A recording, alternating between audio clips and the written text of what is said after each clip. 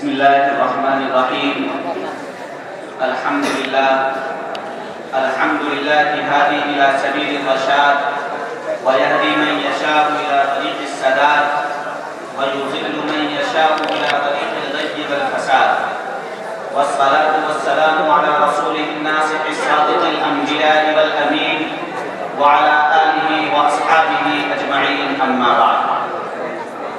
قال الله عز وجل في كتابه المجيد: أعوذ بالله من الشيطان الرجيم، بسم الله الرحمن الرحيم.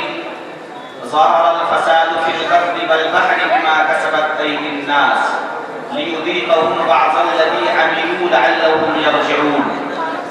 صدق اللہ العظیم. اسٹیج پر رونق افروز علماء کرام، بزرگان دین، سامنے تشریف فرما سامعین کرام اور میرے عزیز طلبہ،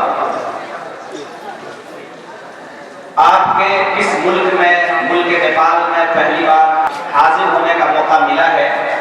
میں اپنے شاگرد عزیزم زاہد سلمہ کی محنت اور کوشش کی وجہ سے اور ان کی بار بار درخواست کی وجہ سے آپ کے سامنے حاضر ہو پایا. مجھے امید نہیں تھی کہ اتنا بڑا ادارہ ہوگا اور اتنا شاندار وہاں انتظام ہوگا.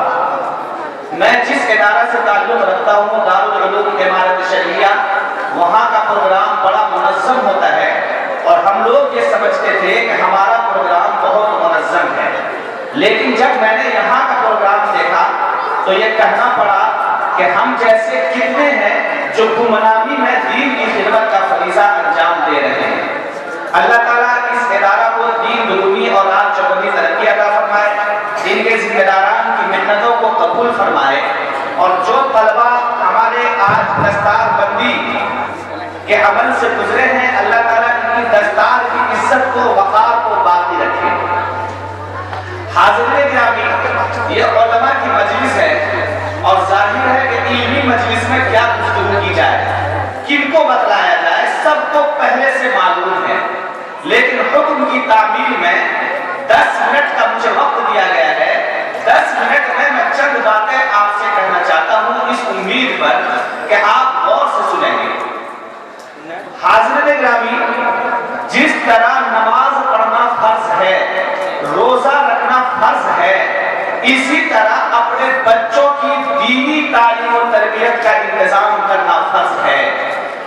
جس طرح اگر کوئی آدمی نماز چھوڑتا ہے، روزہ چھوڑتا ہے تو وہ گناہگار ہوتا ہے، ایسے ہی اگر کوئی شخص اپنے بچوں کی دینی تعلیم و تربیت کا انتظام نہیں کرتا ہے تو وہ ویسے ہی گناہگار ہوتا ہے جیسے نماز نہ پڑھنے والا گناہگار ہوتا ہے، روزہ نہ رکھنے والا گناہگار ہوتا ہے. ایک انسان کے اوپر صرف یہ فرض نہیں ہے کہ خود حاجی بن جائے، خود عالم بن جائے، خود نمازی بن جائے. صرف یہ اس کی ذمہ داری نہیں ہے، بلکہ اس کی ذمہ داری یہ بھی ہے کہ جس اولاد کو اللہ نے آپ کے کوکھ میں ڈالا ہے اور آپ کے گھر میں پیدا کیا ہے، اس اولاد کی تعلیم و تربیت کرنا بھی آپ کی ذمہ داری ہے. آج ہمارے یہ لال اپنے سر پر سفید امامہ باندھ کر بیٹھے ہوئے ہیں. کیا اس کے ماں باپ مبارکباد کے مستحق نہیں ہیں کہ اس زمانے میں جب کرتا پاجامہ اور ٹوپی اور داڑھی کو گھٹیا سمجھا جاتا ہے اور کرتا پاجامہ اور ٹوپی پہننے والے لوگوں کے بارے میں عوام کے ذہن میں یہ تاثر ہے کہ یہ مسجد کی اور مدرسے کی چٹائی کو کھینچنے کے علاوہ آگے کیا کر سکتے ہیں. میرا یہ لال وہ لال ہے کہ قیامت کے دن جب رب ذوالجلال پورے جاہ و جلال کے ساتھ ہوں گے تو ہمارے یہ بچے کھڑے ہوں گے اور کہیں گے اللہ میں اس زمانے میں پیدا ہوا تھا جب نبی کو آئے ہوئے 1400 سال کا عرصہ گزر چکا تھا. لوگ فلم دیکھ رہے تھے، گانے سن رہے تھے، ہمیں گھٹیا دیکھ رہے تھے، گھٹیا سمجھ رہے تھے. اللہ، اس زمانے میں بھی میں نے آپ کی کتابوں کو اپنے سینے سے لگائے رکھا. جب لوگ گانے پر تھرک رہے تھے میں آپ کی آیتوں کی تلاوت کر رہا تھا. جب لوگ گناہوں کی طرف جا رہے تھے، داڑھیوں کو معمولی سمجھتے تھے، داڑھی رکھنے والے لوگوں کو اپنی نگاہ میں کمتر سمجھتے تھے، میں سنت رسول سمجھ کر اپنے چہرے پر داڑھی کو سجا رکھا تھا. مجھے لگتا ہے کہ یہ فرمائش اور یہ درخواست ان بچوں کی طرف سے اللہ کے سامنے بخشش کے لیے کافی ہے. نبی کائنات صلی اللہ علیہ وسلم 571 سال کے بعد اس دنیا میں تشریف لائے تھے. حضرت عیسیٰ علیہ السلام کو اس سرزمین سے اٹھا دیا گیا تھا. دنیا نبوت سے خالی ہو چکی تھی. کوئی سمجھانے والا نہیں تھا, کوئی صحیح بات بتلانے والا نہیں تھا.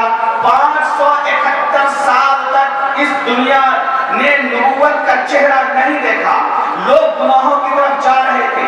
کوئی ایسا گناہ نہ تھا جو اس زمانے میں وجود میں نہ آیا ہو. شراب پی جا رہی تھی, جوا کھیلا جا رہا تھا, لڑکیوں کو زندہ دفن کیا جا رہا تھا, اور غریبوں پر ظلم کیا جا رہا تھا. امیر و غریب کے درمیان امتیاز تھا, انسانیت کے درمیان تفریق تھی, لوگوں کا غلط استحصال تھا, اور امیروں کی عمارت کا نشہ سر چڑھ کر بول رہا تھا. لیکن اس زمانے میں جب حضرت جبرائیل امین علیہ السلام کے ذریعے سے جبل نور میں غار حرا میں نبی کائنات پر پہلا میسج آیا تھا, تو وہ نماز کے بارے میں نہیں آیا تھا, روزہ کے بارے میں نہیں آیا تھا, زکات کے بارے میں نہیں آیا تھا, حج کے بارے میں نہیں آیا تھا, نکاح کے بارے میں نہیں آیا تھا, طلاق کے بارے میں نہیں تھا, وصیت کے بارے میں نہیں تھا, میراث کے بارے میں نہیں تھا. لوگ شراب پی رہے تھے, شراب کی حرمت کے بارے میں پہلی کہیں نہیں آئی تھی. لوگ زنا کر رہے تھے, لیکن زنا کی حرمت کے سلسلے میں پہلا میسج نہیں آیا تھا. ماں باپ کی بے احترامی ہو رہی تھی, لیکن ماں باپ کی قدر و قیمت کے سلسلے میں پہلی وحی نہیں آئی تھی, بلکہ پہلی وحی آئی تھی تعلیم و تربیت کے حوالے سے. پہلی وحی آئی تھی تعلیم و تربیت کو لے کر. گویا کہ اللہ نے اپنے فرسٹ میسج میں واضح کر دیا تھا کہ لوگوں, اگر تم چاہتے ہو کہ دنیا ظلم و جور سے پاک ہو جائے, لوگوں اگر تم چاہتے ہو کہ زنا کا خاتمہ ہو جائے, تم اگر چاہتے ہو کہ تمہارے معاشرے سے سود ختم ہو جائے, امیر و غریب کے درمیان جو امتیاز برپا ہے اسے ختم کر دیا جائے, تو تجھے پڑھنا ہوگا, تجھے اپنے لوگوں کو تربیت کرنی ہوگی. چنانچہ نبی کائنات صلی اللہ علیہ وسلم مکہ میں تھے تب بھی, مدینہ میں تھے تب بھی, اور جب آپ کے جانباز صحابہ مدینہ سے باہر نکلے, عراق پہنچے, شام پہنچے, سیریا پہنچے, لیبیا پہنچے, جہاں بھی پہنچے, نبی اکرم صلی اللہ علیہ وسلم کی دین کی داغ میں ڈالتے چلے گئے. جہاں بھی پہنچے 100% ان کا استقبال کیا گیا. عراق کے 100% لوگ اسلام میں داخل ہوئے, سیریا کے 100% لوگ اسلام میں داخل ہوئے. جہاں سیرین زبان بولی جا رہی تھی, جہاں آشوری زبان بولی جا رہی تھی, جہاں فریدی زبان بولی جا رہی تھی, جہاں پرشین کلچر تھا, جہاں پہلوی لٹریچر تھا, جہاں صرف شاہنامے پڑھے جا رہے تھے, جہاں گریک فلسفی تھی, جہاں حمورابی کے قانون تھے, جہاں کی دنیا کچھ اور تھی, وہاں نبی کے جانباز صحابہ نے اپنے نبی کے دین کی داغ پہ ڈال دی. نبی اکرم کے طریقہ کو رائج کیا, محمد عربی کے سلیقہ سے لوگوں کو آشنا کرایا, ایثار کے اصول دیے, دنیا نے ایک نئی سانس لی. ایسا لگا کہ جہنم بنتی ہوئی دنیا امن و آشتی کا پیغامبر بن کر گلے گلزار بن گئی ہو. کیوں؟ اس لیے کہ نبی کریم صلی اللہ علیہ وسلم نے نماز, روزہ, زکات, حج, ان سب چیزوں پر بعد میں دھیان دیا. سب سے پہلے جن چیزوں پر دھیان دیا وہ ہے تعلیم و تربیت. تعلیم پر, تربیت پر. اللہ کے رسول صلی اللہ علیہ وسلم کی بعثت کا مقصد قرآن نے فرمایا یعلمہم الکتاب اور ویزکیہم, کہ تعلیم کیجئے اور تزکیہ کیجئے, تربیت کیجئے. آج کا پرابلم یہ ہے کہ تعلیم تو ہم حاصل کر رہے ہیں, جگہ جگہ مدرسے کھل گئے, جگہ جگہ مکاتب کا جال بچھا دیا گیا, اسکولز کھول دیے گئے, کالجز کھول دیے گئے. آج کوئی ایسا گھر نہیں جہاں پڑھنے والا بچہ نہ ہو, اور کوئی ایسا محلہ نہیں جہاں مکتب نہ ہو, پڑھنے پڑھانے کا نظام قائم نہ ہو. لیکن عجیب و غریب بات ہے کہ جو ہم پڑھ رہے ہیں تو ہم اخلاقی بیماری اپنے شکار ہوتے چلے جا رہے ہیں. جیسی جیسی تعلیم ہمارے اندر آ رہی ہے, اور جتنی تعلیم آ رہی ہے اتنا بگاڑ ہمارے اندر آ رہا ہے. بلکہ میں کہوں تو غلط نہیں ہوگا کہ آج کل سب سے زیادہ بگاڑ تعلیم یافتہ لوگوں کی طرف سے ہے, پڑھے لکھے لوگوں کی طرف سے ہے. آپ دیکھیں گے اگر کسی محلے میں مسجد بٹ رہی ہو, محلے میں اختلاف ہو, جھگڑا ہو, لڑائی ہو, صفیں ٹوٹ رہی ہو, تو اس کے پیچھے کوئی پڑھا لکھا آدمی ہوگا. کوئی ماسٹر صاحب ہوں گے, کوئی ڈاکٹر صاحب ہوں گے, کوئی انجینئر صاحب ہوں گے, کوئی مولانا صاحب ہوں گے, کوئی امام صاحب ہوں گے. سوال یہ ہے کہ ہم پڑھ رہے ہیں لیکن محلے کو توڑ رہے ہیں. آپ دیکھیں گے کہ جہاں جہاں بھی فرقہ واریت ہے, فساد ہے, وہاں پڑھے لکھے لوگوں کا دماغ زیادہ رہتا ہے, ذہن زیادہ رہتا ہے. آج اگر پڑھے لکھے لوگ خود سدھر جائیں تو